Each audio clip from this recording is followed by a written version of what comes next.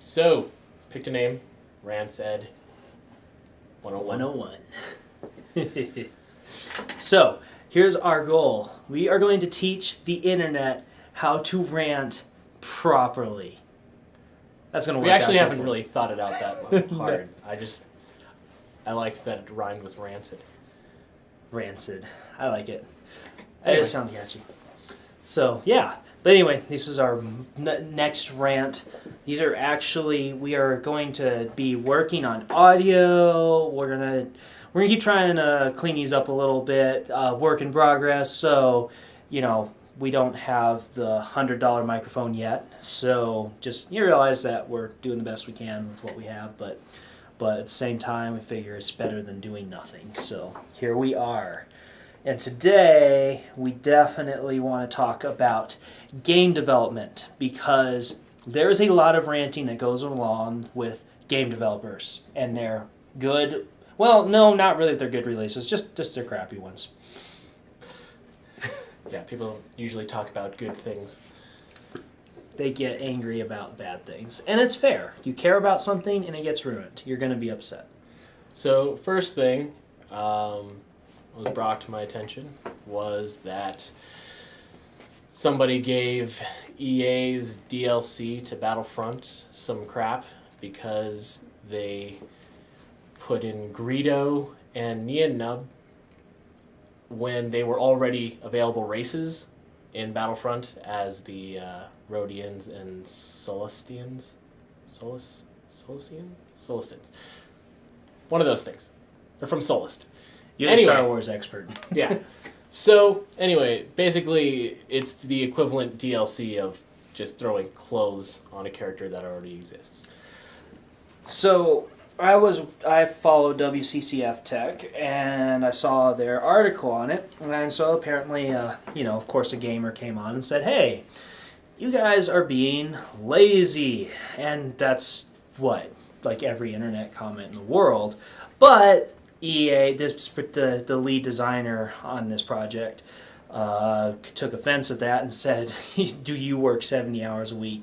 And then later apologized for becoming unprofessional and stuff. But it brings up a really interesting point because throwing skins on stuff does kind of sound lazy. And I think the big thing about Battlefront is there's a lot of people who still, even John Boyega came out saying, hey, I would love to see a single-player campaign. I would like to have something single player because Battlefront doesn't sound like the kind of game I would really get into because of my other games I play.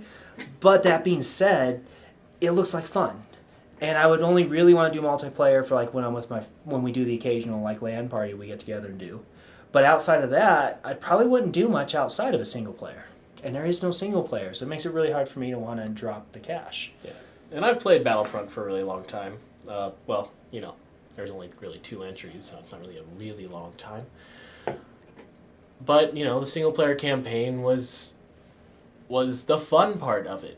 Especially for the second one, when you're playing through the history of the 501st soldiers all the way up to when they had to integrate with stormtroopers and normal people. And that was pretty cool. And I guess it's just that they've gotten to a point in technology that everybody is super amazed at how beautiful Battlefront is. I think they were just, had these high expectations of being able to play through Star Wars but not have to deal with the community. And I think it would have been fine if the multiplayer also had, a campaign thing that was running at the same time, kind of like Brink, that game that everybody hates and tries to forget about. Oh, good. I never knew about it. Yay. Yeah, no, it was, I don't know, I liked it, but the problem was there wasn't a very large community, so it kind of tapered off, and they didn't commit to their ideas. What happened was that whichever side you picked, you were the good guy. When really, if they had committed to the idea throughout the whole campaign, you would have to either pick the good guy or the bad guy, and it would have been fine. Because what happens is when you get to the end of the game, if you are playing the good guys, the bad guys have the opportunity to play the alternate history campaign where they're, deciding to do something evil. Therefore, whenever they jump into a multiplayer match, like they actually have human players to fight. But that's only if you pick that one mission, and that's the only one that follows it. But it would have been a lot simpler if everything was just linear at that point, and nobody likes to hear the word linear. Anyway, rolling it back... I feel like it's more of a PC gamer problem, maybe, per guess. se. But I guess there is a lot of open world. But, I mean, I will say this, like Rise of the Tomb Raider, even though it was maybe a little more open, got more complaint for being linear from PC communities than I noticed from like Xbox or, well, at this point Xbox, because it hasn't come out for PS4 yet. Console communities. So there you have it. And I guess also from like a parent standpoint, you know, it's like I don't actually get to play multiplayer games when they aren't with a very small group of people because I don't have the time to sit in lobbies and I don't have the commitment that I can make to the game to sit around for an entire, 20, 30-minute match when I have stuff to do. So I guess the real question then is, But this is just from a single-player campaign. Yeah. But not to get too far off on single-player, which would be kind of fun to get off on some point, but the real question is now, we're talking about EA, who's super easy to hate on, and we're talking about game development in general. Is EA being lazy? That's where it gets difficult. Okay, so on a AAA level, it's a... I'm going to grab a chair. I was sitting on a bouncy ball. That's not helpful. Anyway, on a AAA level, you have the budget of big teams or whatever to finish the game. The problem is that after the game's released, I don't think you have the same team. Like, I think they whittle it down. It's like, it's done, bye, and it's like, oh, I'm going to keep these few other guys. So those dudes working 70 hours are, probably not just focusing on skins or whatever. But, I mean, the way that AAA work is that things get cut and people might be working the, entire length of their lives. But it's not necessarily that they're lazy. There might just be fewer of them and getting pulled back and forth. Like Star Citizen. The problem that was happening with the Star Citizen people was that, the guy wants to make... I can't remember his name right now. He wants to make the perfect space sim.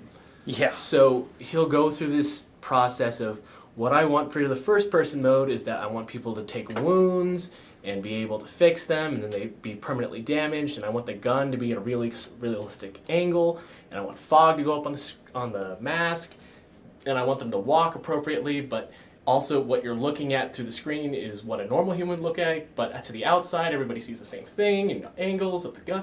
So he's just going off and off on what this first-person shooter should look like. And then as people are developing, they're like, all right, we got the engine. And then, Chris Roberts. Yes, there you go. Roberts Space Industries. The internet's a lovely thing. So the thing is that he would be like, I want this.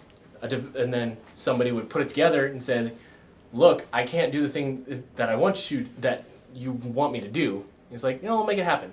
Then they do a really good job and they make it happen. He's like, I don't like that. That looks really stupid. Scrap it. It's like, but I just spent like half the year on this. And he has the budget to do that.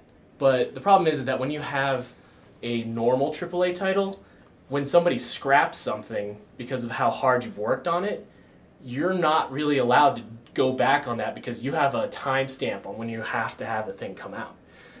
Yeah. So what happens is you have a bunch of people working really hard and being told no on things and getting things on chopping blocks, a whole bunch of people working on the same thing, and some people's work is amounting to nothing because people with money make the decisions. Now, let's go flip side, though.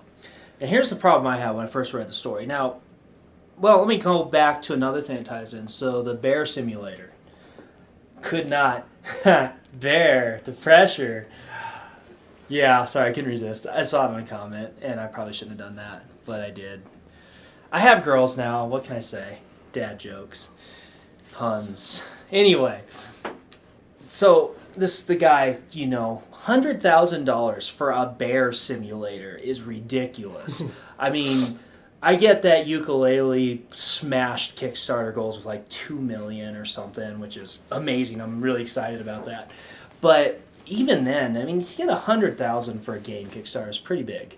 That's a good chunk of change. So this guy gets 100,000. He gets some good feedback, but he gets a lot of negative feedback.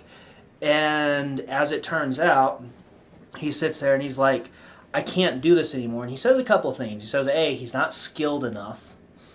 And then just talks about how he can't handle that. And I've noticed that I don't feel like we have a community, and I feel like I'm seeing it everywhere, of hard work and people just really trying to just, people hit walls and they just give up. Like, I couldn't get through it. And I get it. It's hard to break through a wall. It hurts. It feels like you're just banging your head for no good reason. But there's just this level of persistence.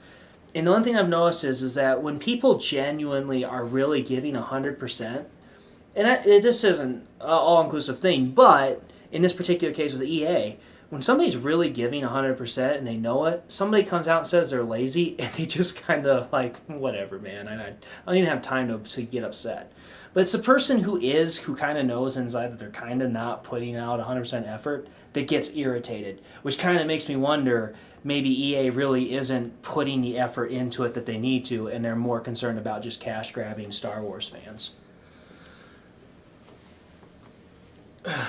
So, I mean, DLC for skins and an additional map and stuff like that it always feels like a cash grab, and especially on like a AAA level when they probably could have afforded to have people work on something after the fact. Because the one thing that is nice about DLC that a lot of people will say is that they can meet the AAA timestamp, but then push out the things that they wanted to include in the game in the first place, but have the development time to still do it.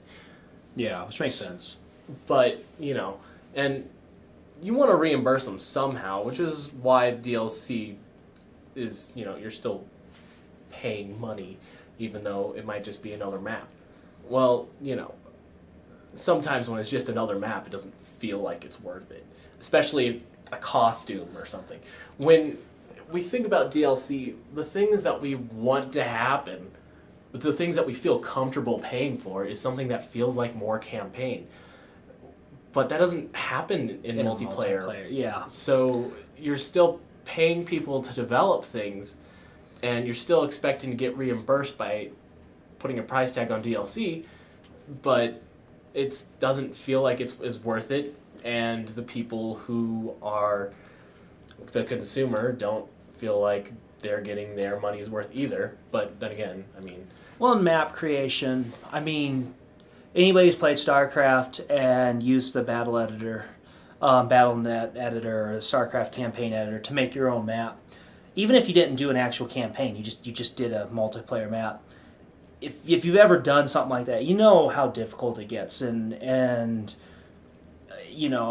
made a map on StarCraft that had this like skull crossbone thing, and it was like my pride and joy, and I kept wanting to take off, and I tried to turn it in, and I never got anywhere with it.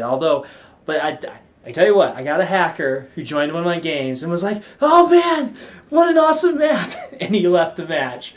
But it didn't make me feel good because somebody appreciated my work, because it was pretty detailed. Like I put a lot of effort into making this really cool. It was kind of like a Lich skull from because Warcraft 3 was already out, so it's kind of designed after one of those Lich skulls, and I liked it. So I guess in that level, yeah, the map work could take a lot, because it takes even though you'd think, well, all the other tools are just there, it still takes a lot of design to put all the features into place and stuff. Yeah, and especially for a game like Battlefront, where all of your assets are just really beautiful and detailed. Yeah. I mean, there's that one guy who made that mod that just made everything look like it was like Star Wars filmed. Like he super upped all the textures and lighting and everything, so everything looked realistic, as opposed to really pretty, but like the light hit stormtroopers' armors correctly, so it actually looked like you were just taking a photo of a guy in cosplay, maybe. Yeah, that's ridiculous. Yeah, and the dude just went over the top on like this like 4K super realistic version of Battlefront. And, you know, but it's also because the assets that already exist were already really beautiful. And I get it. It takes a lot of work, and especially just from an artist point of view, like so much of your stuff gets scrapped. Mm-hmm. And I mean, it's like I understand why you need to pay for it, and I understand why, at least on a character DLC level, that you would be disappointed with that. I guess the thing is that it wouldn't have mattered who they made as characters. People still would have felt gypped one way or the other. Well, when you got Borderlands and Gearbox, especially Borderlands 2, and you get this DLC that's Assault on Tiny Tina's, Assault on Dragon Keep. Yeah, Tiny Tina's Assault on Dragon Keep. That's a DLC. That is a DLC like that just sets us, to me, a standard. Maybe a little bit of a high bar. I think you come a little short of that and still be okay. But, man, you really feel like you get a lot out of that. And I think a lot of that comes from what people used to feel like in the PC gaming world, where there would be an expansion out for something, and you would pay for it, and it would be a lot of things that complemented the game. And DLCs sort of changed over the years. And, you know, I get wanting to pay a little bit more money for making your character stand out, but I guess the problem was that people were paying money for a character that's essentially already existed. Yeah. And Anthony Birch, you know, he used to like to rip on game developers and creators, and then he, you know, got to write story for Borderlands 2, and he came back and he's like, what was I thinking? Wow, I'm an idiot. I've been ripping all these games. Assassin's Creed still sucks, but I understand why. Yeah. But that being said, too, it's really hard for me personally to get past the feeling of maybe EA is working hard and being lazy is unfair. But there's just something about when you get a developer who is passionate about the whole game experience. It's not about the money. It's not about the art. And I've complained about this so much. And, you know, when PlayStation came out, they didn't have a lot of art to go off of because all they could do is make some kind of crappy polygons. But oh my goodness, you had amazing games that were just fun. And then PlayStation 2 came out, and it felt like the gameplay tanked a little bit just so it could make a game look pretty.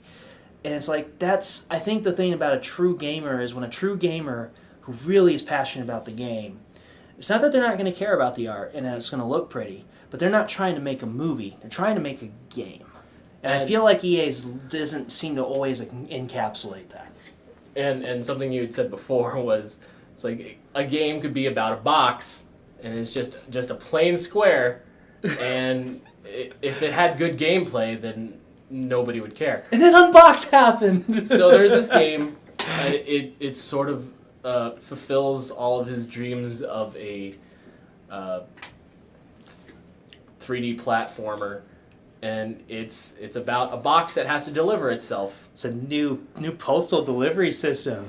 Most advanced one in the world.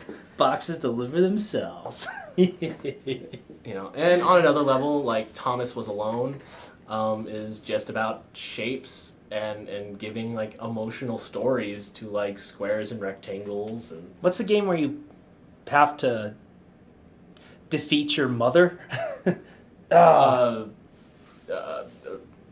Something Rebirth. Binding of Isaac. Binding of Isaac, yeah, like that one is. I saw some of the graphics on it. I'm like, this game does not look like the kind of game that you'd be super hooked on, and yeah, people love it. Where was I going? And one of my favorite game developing stories is Tim Schafer when he was making Secret of Monkey Island. And it's like, there are no bad ideas. And I want to use every idea. And somebody's like, I want a 3-headed monkey. Done. I want to sword fight a cow. All right. That just sounds more like Kung Fury.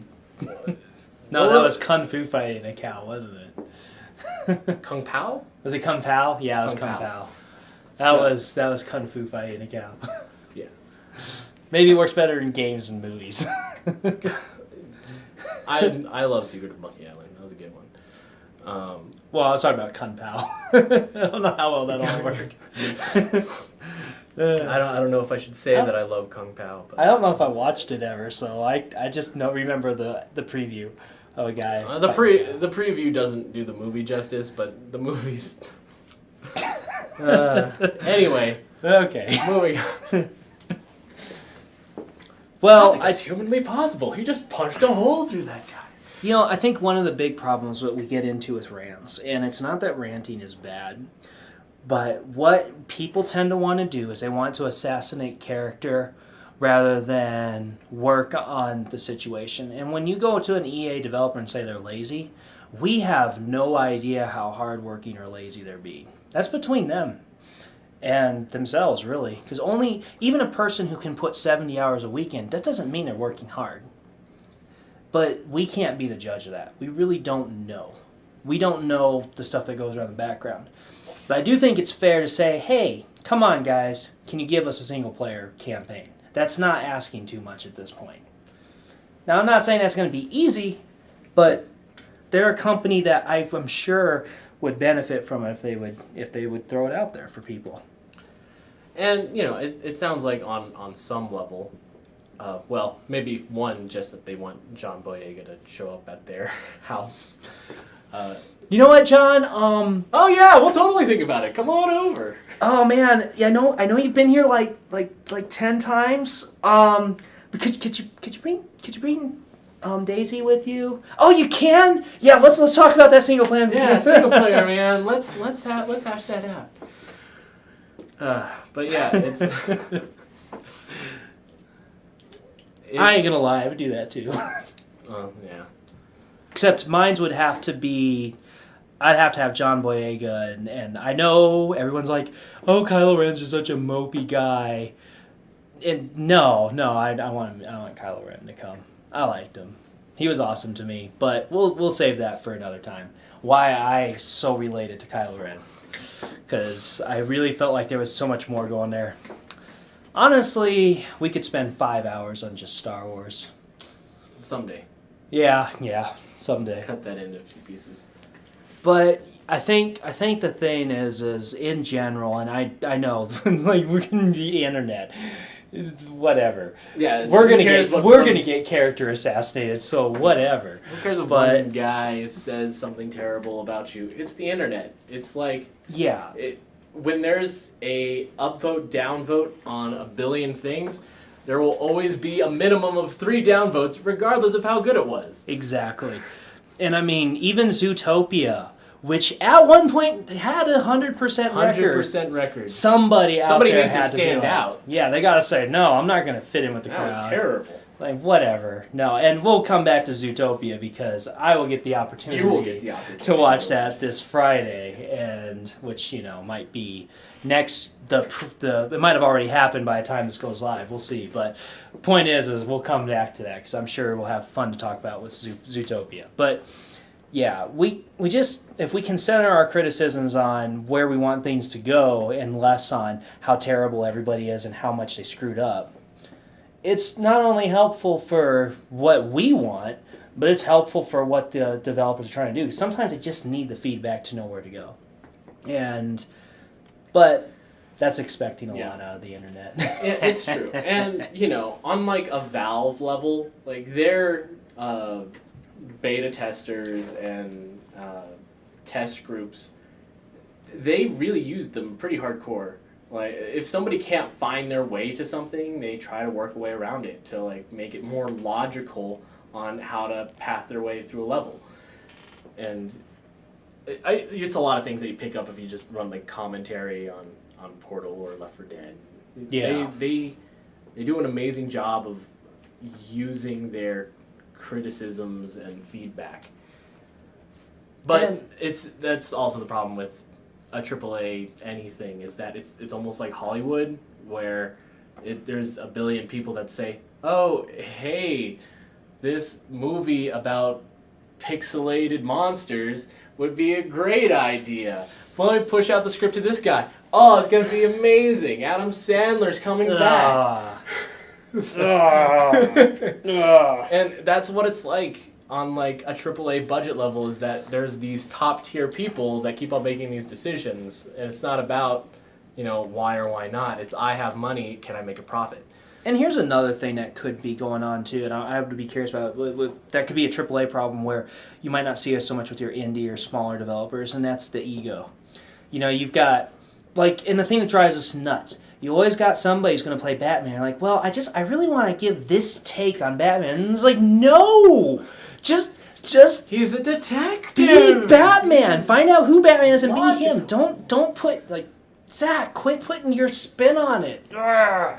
But that being said, I wonder if that happens on a game level. Well, I need to have my personal take so that people can understand what I'm feeling. And it's like, I don't want people to understand what I'm feeling entirely. Now, I do want that to some extent, but I started realizing quickly that I was going to ask advice from the people around me as much as I can. It's harder when you're busy and you only have so much time, to try to get them to help steer me in how should I do my reviews and what kind of personality traits should I go for, and is this a little too much or is this about the right level? I feel like you need to rely on outside opinion to really deliver. Yeah, and I mean, a lot of that is also, how willing are you to let your employees take risks? A good example of that was Borderlands. When it started, it looked like Fallout.